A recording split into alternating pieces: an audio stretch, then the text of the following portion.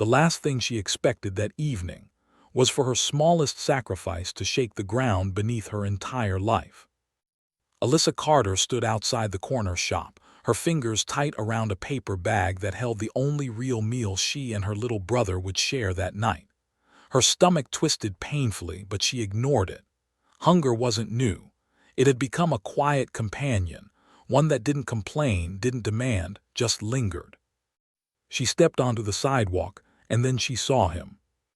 A man slumped against the brick wall. Not just tired. Not just poor. Broken. His coat was worn but once expensive. His shoes scuffed but clearly high-end. His hands trembled violently, like his body was running out of strength to keep going. People passed him without slowing down. A couple walked by, whispering loud enough for him to hear. "Don't get involved." Probably faking it. Alyssa walked past him too. 1 step. 2. 3. She stopped. Her grip tightened around the paper bag. If she kept walking, she and her brother would eat tonight. If she did. She swallowed hard and turned back. The man slowly lifted his head. His eyes were sharp despite everything else falling apart. "Do you know where I can find food?" he asked, voice barely holding together. Alyssa didn't answer right away, because she already knew the answer. Nowhere. Not tonight. She slowly opened her bag, pulled out the sandwich, and held it out. "Take it." The man blinked in confusion. "No, you need that." "My brother and I will be fine," she lied.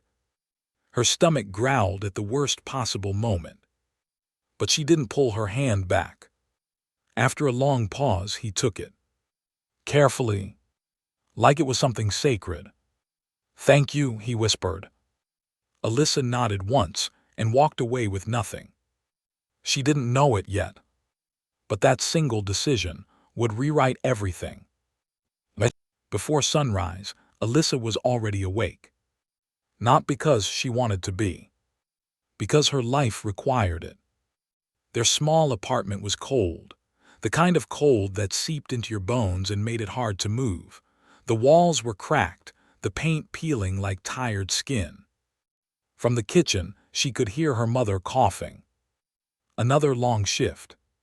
Another night with barely any sleep. Alyssa got up quickly, pulling on her sweater. When she entered the kitchen, her mother, Marlene, stood leaning against the counter, eyes half closed. "You should be asleep," Marlene muttered. "You should too," Alyssa replied.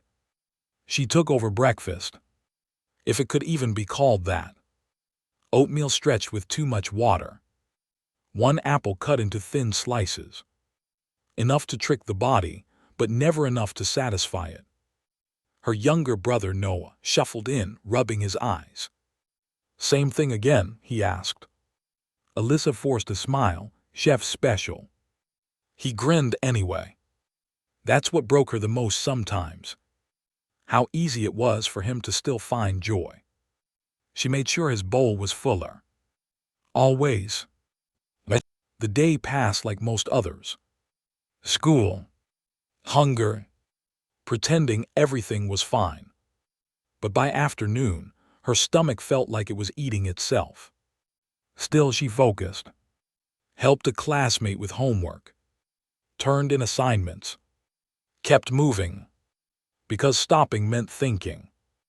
And thinking meant feeling everything she couldn't afford to feel. That evening, she gave away the sandwich. And came home with only a banana. Noah's excitement faded when he saw it. "Just this." Alyssa nodded. Before she could explain, her mother stepped in. "Where's the rest?" Alyssa hesitated. "I gave it to someone." Silence. Heavy. Sharp. "You what?" Marlene asked. "He needed it, Mom, he was." "And we do," Marlene snapped. Her voice cracked, not from anger but fear. "We are barely surviving, Alyssa. You can't fix the world." Alyssa lowered her gaze. "I know. But deep down, She also knew she couldn't walk away from someone like that.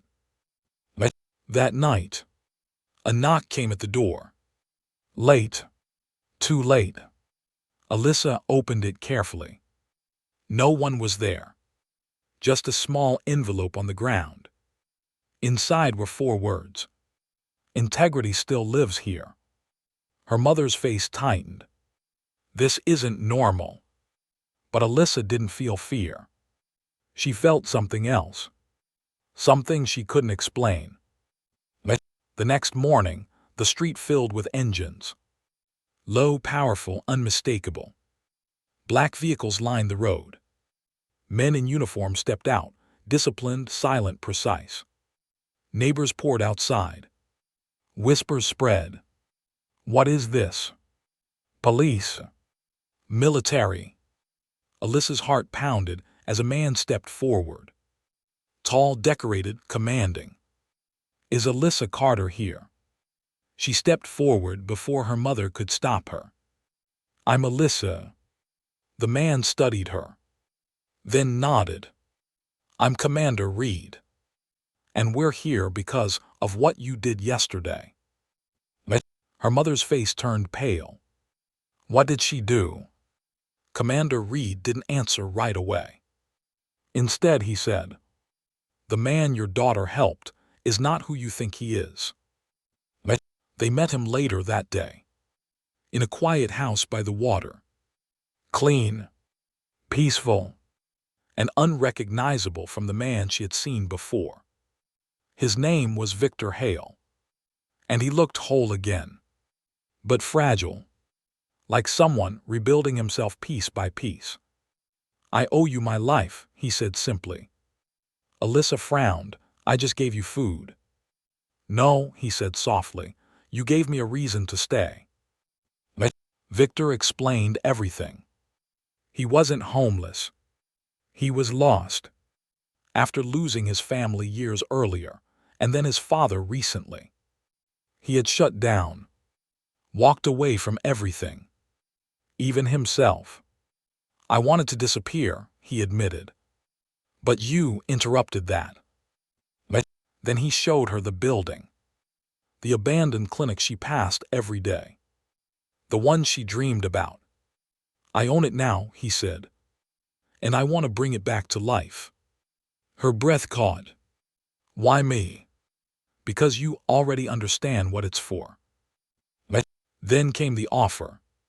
Education. Security. A future. Not just for her, but for her entire neighborhood. It should have been the perfect ending. But it was. Because the world doesn't like quiet goodness. It questions it. Twists it. Destroys it if it can. The backlash came fast. Videos. Edited. Manipulated. Comments flooding in. She planned it. It's fake. She knew who he was. Alyssa stared at the screen, her chest tightening. That's not true. But truth didn't matter online. Then worse. A businessman stepped in. Claiming the clinic. Challenging Victor's decisions. Calling Alyssa a publicity stunt. And suddenly, everything started collapsing. The funding froze. The plans paused. The dream cracked. Her mother sat at the table, exhausted. We should walk away. Alyssa's heart dropped. Mom, this is bigger than us, she whispered. They'll destroy us. That night, Alyssa sat alone, holding the note. Integrity still lives here. She thought about everything. The sandwich. The man. The truth. And she made a decision. The next day, she spoke. Not to cameras. Not to reporters. But at the public hearing. Where it mattered. She told the full story. Not just about Victor. But about her life. About hunger.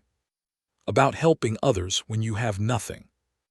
about standing up for people when no one else does, even when it costs you, even when no one sees. And then someone else stood up. A boy, Marcus. He told the truth about her past incident, how she defended him, how she protected his dignity, how she never asked for credit. One voice became two. Two became many. And suddenly, the narrative shifted. Because truth, when spoken clearly, has weight. The challenge against Victor collapsed. The funding was released. The clinic project moved forward. Months later, the building stood alive again. Clean, bright, full of people. And Alyssa, she walked through its halls, not as a visitor, but as someone who helped build it. Her family no longer worried about food. Her brother laughed more. Her mother rested. But the most powerful part, nothing about her had changed. She was still the girl who stopped, turned back, and gave away her only meal. Because in the end, that's what changed everything.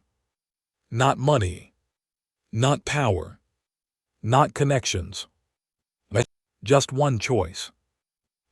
And proof that even in a world that looks away, integrity still lives here.